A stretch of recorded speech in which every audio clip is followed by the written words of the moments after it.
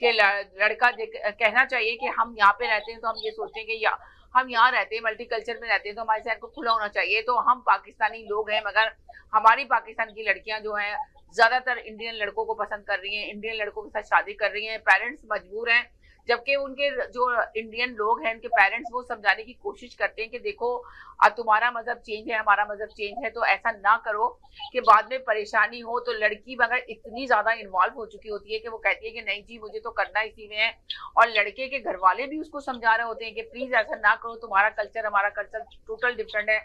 अभी ये लड़का बेवकूफ है और जो है ना दीवाना हुआ है मोहब्बत के अंदर, मोहब्बत ने इतनी लिमिट क्रॉस कर दी कि उसको नजर ही नहीं आता। वो कहती है कि नहीं हमारा कोई कल्चर भी नहीं है, कुछ भी नहीं है, मुझे तो ये हर सूरत एक्सेप्ट है, मैं तो इसके साथ शादी करने के लिए तैयार हूँ। तो वो यकीन करें अगर पेरेंट्स तैयार नहीं होते तो वो कहती है कि मैं घर छोड़कर चली जाऊंगी, वो धमकी देती है। और अमूमन कुछ लड़कियां घर छोड़ के जाकर भी शादी कर लेती हैं।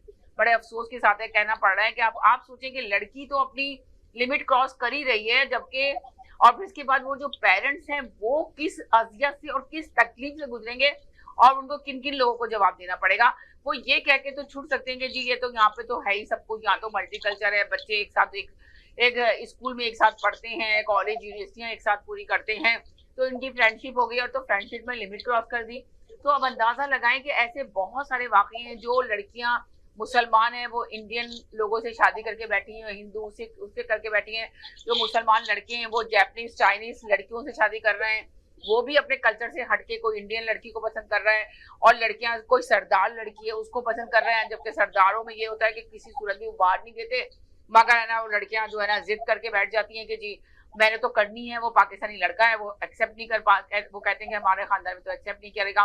पर लड़की चाहे मजहब चेंज करे ना करे पर शादी करने के लिए आमादा रहती है। इसी तरह वो लड़कियां भी हैं जो गई हैं इंडियन हिंदुओं में, वो चाहे लड़के उन्हें मजहब चेंज नहीं किए, वो कहते हैं कि तुम्हारा मजहब तुम अपना मजहब को फॉलो करो, मैं अपने मजहब को फॉलो करूंगा। इस तरह की डीलिंग हो जाती है, डील हो जाती है और आराम से जिंदगी गुजार रहे होते हैं। मगर उन पेरेंट्स से पूछे जिन्होंने बच्चों को अपने कल्चर से क्या वजह थी, क्या रीजन था, तो है ना हालांकि कोई भी पेरेंट्स ये नहीं चाहेगा कि उसकी लड़की कम से कम चलो शादी करे किसी भी उसमें करे, मगर कम से कम मुसलमान तो होना चाहिए। अगर मुसलमान हो लड़की है तो, अगर इंडियन लड़का है तो वो इंडियन ही चाहेगा कि इंडियन तो हो, हिंदू है तो वो चाहेगा हिंदू तो हो, मेरे मजहब का हो। बचपन से सारे उनके पेरेंट्स के साथ जो कल्चर और मजहब में गुजरे हैं तो वो उसी में चाहेंगे, मगर ऐसा नहीं हो रहा।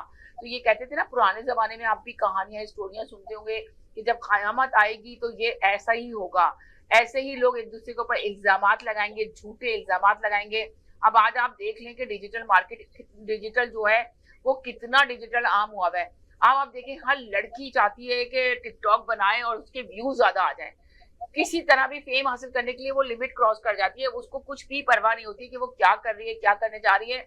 और उनके देखने में आता है कि आप देखिए पहले जमाने में कभी ऐसा नहीं हुआ था, चाहे लड़कियां जो मीडिया में होती थी वो अपनी रेस्पेक्ट कराना चाहती थी, मगर आज तो कहाँ मीडिया और कहाँ लड़कियां और कहाँ फैमिलियां, वो फैमिलियां है ही नहीं, समझे रूठ गई हैं वो फैमिलियां भी, उनके हस्बैंड भी।